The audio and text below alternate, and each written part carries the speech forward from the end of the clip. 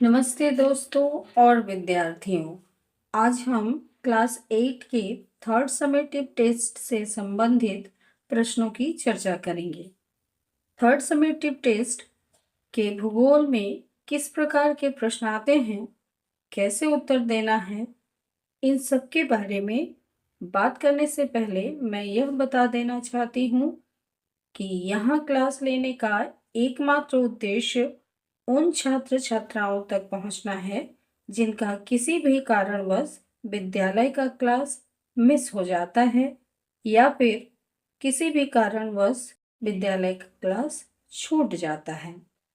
ऐसी बहुत सारी जानकारियों से वे वंचित रह जाते हैं।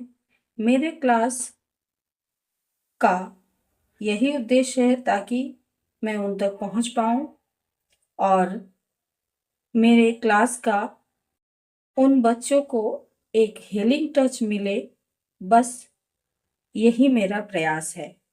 इसलिए मेरे इस प्रयास में आप भी सहभागी बने और मेरे क्लास को लाइक, शेयर और सब्सक्राइब करके उन ज़रूरतमंद बच्चों तक मुझे पहुंचाएं।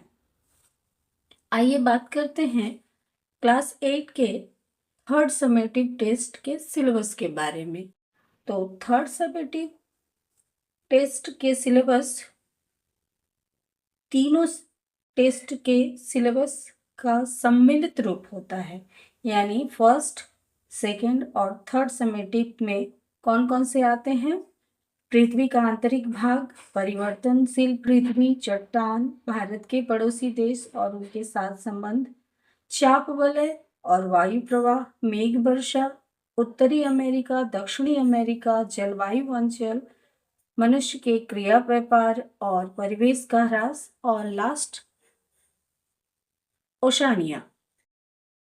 तो इन सारे चैप्टर्स का सम्मिलित रूप होता है क्लास 8 के थर्ड समेटिव टेस्ट के क्वेश्चन में। तो आइए देखते हैं थर्ड समेटिव टेस्ट का सिलेबस जो है, जान लिया। 1 नंबर क्वेश्चन में मैप पॉइंटिंग आता है। देखिए बच्चों, 1 नंबर में पृथ्वी के मानचित्र पर निम्न को नाम और चिन्ह के साथ निर्देशित करें। यानी परीक्षा में मैप दिया जाता है, वर्ल्ड मैप, और उस वर्ल्ड मैप में इन सारी चीज़ों को चिन्हित करना होता है। तो मैंने अपने एक क्लास में बताया है, वीडियो भी दिया है, मेरे चैनल पे जाकर प्लेलिस्ट में है, ज़रा देख लेना कैसे मैप पॉइंटिंग करनी है। क्लास 8 वालों को क्या कुछ है वो सारा देख लेना, मैंने डिटेल्स में बताया है। तो यहाँ काफ़ी मिलता जुलता है। हडसन की खाड़ी, मिशिगन झील, न्यूजीलैंड द्वीप, अलास्का पर्वत श्रेणी, सेंट लॉरेंस नदी। तो नदी, झील, पर्वत और शहरों के नाम, खाड़ी इत्यादि आते हैं, तो वो पॉइंट करना होता है। दूसरे में प्रश्न आते हैं, दूसरा नंबर, सही उत्तर चुनकर लिखो। यानी सही उत्तर जो है, multiple choice type of questions जो होते हैं, तो ऑप्शंस दिए रहते हैं और उस ऑप्शन से आपको सही आंसर ढूंढना है और अपने उत्तर पुस्तिका पर लिखनी है। तो 1 नंबर में है, देखो, ध्रुवीय पवन एक प्रकार का स्थायी पवन, आकस्मिक पवन, कौन सा पवन है ये बताना है, तो स्थायी पवन। 2 नंबर, चांदी का शहर के नाम से जाना जाता है, परिचित है, कौन सा शहर, एडिलेड या ब्रोकन हिल, तो ब्रोकन हिल। जापान का फ्यूजियामा एक सक्रिय या सुप्त ज्वालामुखी पर्वत है, कौन सा है, सक्रिय ज्वालामुखी। उत्तरी अमेरिका को एशिया महादेश से अलग करता है, बेरिंग प्रणाली, जल प्रणाली या पनामा नहर, तो बेरिंग जल प्रणाली। मैप में एकदम उत्तर की ओर जाके देखना, बेरिंग जल प्रणाली से उत्तरी अमेरिका एशिया से अलग होता है। भोपाल गैस कांड 1974, 1984, कौन से साल में हुई थी ये बताना है, तो 1984, 1984। वज्रमेघ के नाम से परिचित है, कौन सा मेघ, सिरोक्यूमुलस या क्यूमुलोनिम्बस, तो क्यूमुलोनिम्बस। तीसरे में एक शब्द में उत्तर देना होता है, ऐसे प्रश्न आते हैं, single word, one word answer. तो नंबर 1, वैपरीत्य उत्ताप। उत्ताप लिखा है, उत्ताप में पर्वत के ऊपर से नीचे उतरने वाली पर्वतीय वायु क्या कहलाती है? वैपरीत्य यानी विपरीत। तो कैटाबैटिक एनाबैटिक आप लोगों ने पढ़ा होगा, तो कैटाबैटिक। ऑस्ट्रेलिया के डाउन्स घास के मैदानी क्षेत्र में जो वर्कर काम करते हैं, श्रमिक काम करते हैं, उनको क्या कहते हैं? जैकोस। पृथ्वी का बृहत्तम सरल वर्गीय वृक्षों की वन भूमि क्या कहलाती है? टैगा वन भूमि। 4 नंबर, वन संरक्षण के लिए उत्तराखंड के गढ़वाल क्षेत्र में 1973 ईस्वी में सुंदरलाल बहुगुणा द्वारा चलाया गया आंदोलन कौन सा आंदोलन है? किस आंदोलन के नाम से जाना जाता है? तो वो है चिपको आंदोलन। 5 नंबर, पृथ्वी के गुरुत्वाकर्षण, यहाँ लिखा है, गुरुत्वाकर्षण के कारण वायुमंडल से जल कणों के तरल या ठोस अवस्था में पृथ्वी पर उतरने की प्रक्रिया को क्या कहते हैं? यानी आसमान से जो जलकण या बर्फ के टुकड़े गिरते हैं उसको क्या कहा जाता है? प्रेसिपिटेशन या अधापतन। उसके बाद देखो WHO शॉर्ट फॉर्म है, उसका फुल फॉर्म लिखना होता है WHO यानी वर्ल्ड हेल्थ ऑर्गेनाइजेशन। पर्वत के जिस ढाल पर अधिक वर्षा होती है उसको क्या कहा जाता है? कौन सा ढाल कहा जाता है? सम्मुख ढाल या विमुख ढाल? तो सम्मुख ढाल। 4 नंबर, समझ कर लिखें मैं कौन हूँ। तो मैं कौन हूँ काफ़ी बार क्लास में कराई जाती है।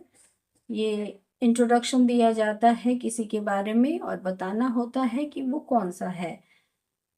तो मैं भूकंप के कारण समुद्र में होने वाला जलोच्छ्वास हूँ, यानी समुद्र के तलहटी में जो भूकंप आता है उस भूकंप से समुद्र का पानी काफ़ी ऊंची ऊंची लहरों के साथ ऊपर की तरफ उठता है और किनारों में लहरें आती हैं, काफ़ी जानो माल की क्षति होती है। उसको क्या कहते हैं? तो उसे सुनामी कहते हैं। मैं क्रोफेसीमा और निफेसीमा के बीच रहने वाला वियुक्ति रेखा हूँ। वियुक्ति रेखा यानी डिसकंटिन्यूटी लाइन। हर स्तर को, पृथ्वी के आंतरिक भाग के स्तरों को बांटने वाली जो रेखा है वो वियुक्ति रेखा।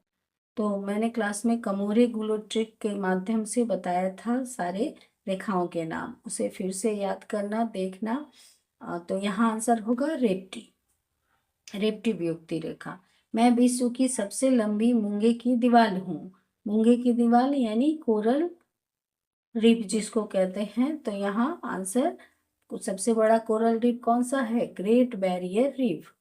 मैं केवल ओशानिया महादेश या ओसेनिया महादेश में मिलने वाला एक प्रकार का सदाबहार पेड़ हूँ। तो ये कौन सा पेड़ हूँ? जरा ओशानिया महादेश को पढ़ना और कमेंट करके मुझे भी आंसर बताना। सब आंसर मैं नहीं बताने वाली।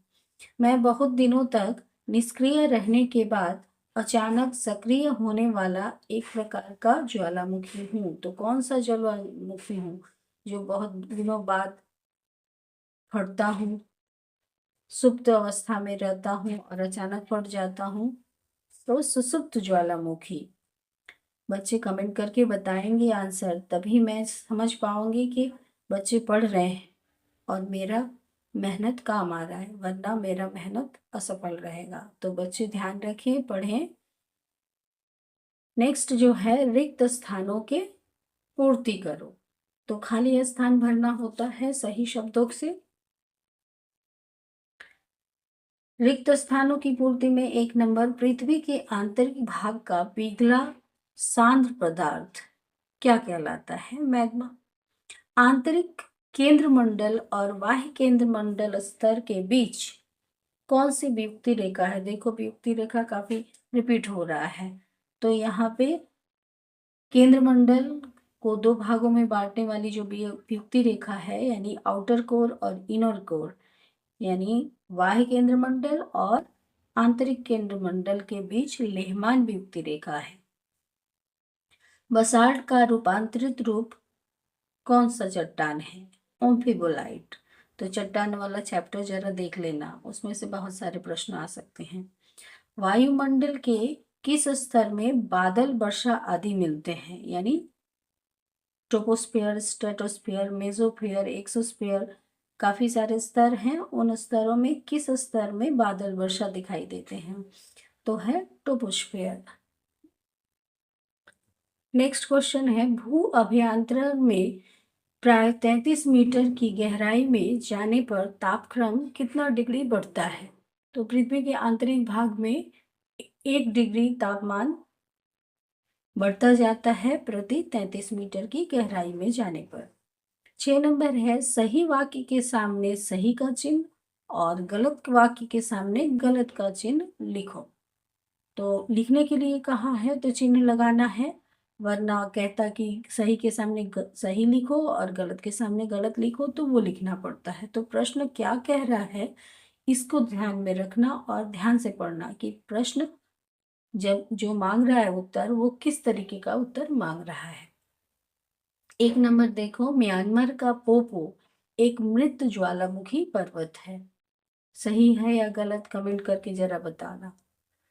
2 नंबर, एस्कीमो मछली के चमड़े से इग्लू बनाते हैं।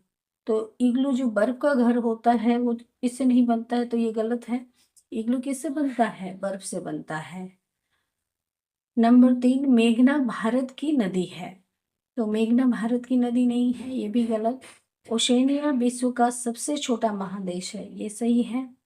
नेक्स्ट जो होता है, सही जोड़े बनाओ। अब सही जोड़े बनाने में मैंने कई बार कहा है कि ए और बी जो स्तंभ दिए रहते हैं, ए के सामने बी वाले से सही आंसर चुनकर बराबर देख के उसके सामने आंसर लिखना है। यही प्रोसेस होता है जोड़े बनाने के लिए।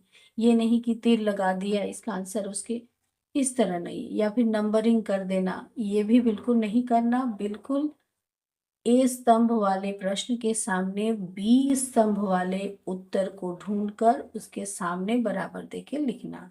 ठीक है, तो देखो, फाइलिंग, चिपको आंदोलन, तासमान, सेंट लॉरेंस नदी।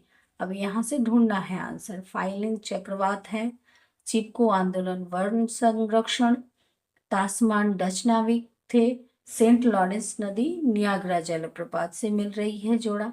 तो इस तरह बनाना है। 8 नंबर में संक्षिप्त उत्तर लिखो। गरजती हुई साठा बहुरूपी पवन में मिल जाएगा। 60 डिग्री जो चिकती हुई आदि है, काफी स्पीड होता है। गरजती हुई साठा क्या है? संघनन किसे कहते हैं? परिवेश अपनमन लिखा है, अवनमन होगा। परिवेश संकट किसे कहते हैं? डाउन्स क्या है? मॉनसून जलवायु की विशेषता लिखो। पंपास क्या है? तो ये सारे प्रश्न इस तरह से आते हैं। 9 नंबर में देखो, निम्न प्रश्नों के उत्तर लिखो।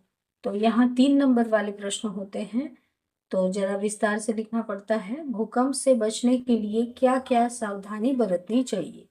तो भूकंप से बचने के लिए हम उपायों को लिखना है। नंबर 2, मैग्मा और लावा में अंतर चैप्टर 1 में है। मैग्मा किसको कहते हैं, लावा किसको कहते हैं, अंतर लिखना है।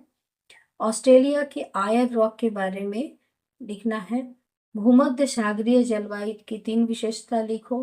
देखो, मॉनसून जलवायु भी आ गई, भूमध्य सागरीय जलवायु आ गई।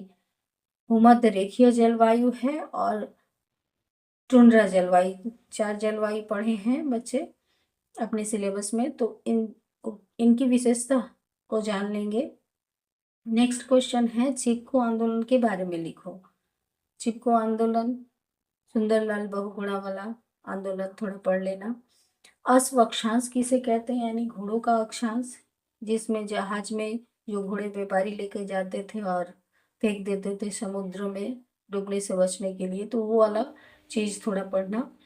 परिवेश संकट पर नियंत्रण के 3 उपाय, यानी अपने परिवेश, अपने पृथ्वी को, अपने एनवायरनमेंट को कैसे बचाया जाए, इसके बारे में लिखना है। 3 उपाय लिखना है। 9 नंबर में निम्न प्रश्नों के उत्तर लिखिए, कोई 3। ये भी जो है 3 नंबर का क्वेश्चन दिया जाता है या 4 नंबर का भी आता है। देखो, पर्वतीय वर्षा का सचित्र वर्णन, यानी चित्र वाला प्रश्न आया है। तो पर्वतीय वर्षा, संवहनीय वर्षा या चक्रवातीय वर्षा, तो इसमें जरा देख लेना। वायुदाब की पेटियों, 7 पेटियों का जो चित्र बनाकर गोलाकार करके अक्षांश रेखाओं का वर्णन करके अक्षांश रेखाओं का मान लिख के बताना होता है कि कौन सा किस अक्षांश के बीच कौन सा वायुदाब है, ये लिखना होता है चित्र के माध्यम से। तो ये थोड़ा प्रैक्टिस कर लेना, बहुत दिनों से नहीं हुआ है। भूतल के अंदर के केंद्र मंडल का संक्षिप्त वर्णन करो, यानी पृथ्वी के आंतरिक भाग में जो केंद्र मंडल है उसमें कौन सा ठोस है, कौन सा तरल है, किस प्रकार के खनिज हैं, कितना ताप होता है, ये सारे लिखना है। नेक्स्ट है भूमध्य रेखीय जलवायु की विशेषता और प्राकृतिक वनस्पति लिखनी है। तो देखो जलवायु से काफ़ी ज़्यादा प्रश्न आया है। यहाँ मानसून जलवायु भी आ गया, भूमध्य सागरीय जलवायु भी आ गया और भूमध्य रेखीय जलवायु भी आ गया। तो अच्छा से पढ़ना। आशा है एक आइडिया मिला होगा थर्ड समेटिव क्वेश्चंस का। आज यहीं तक, अच्छे से प्रैक्टिस करना और बताना कि कहाँ तक हो पाया क्या। अगर किसी प्रकार का डाउट है कमेंट करके बोलना। आज यहीं तक। Thank you.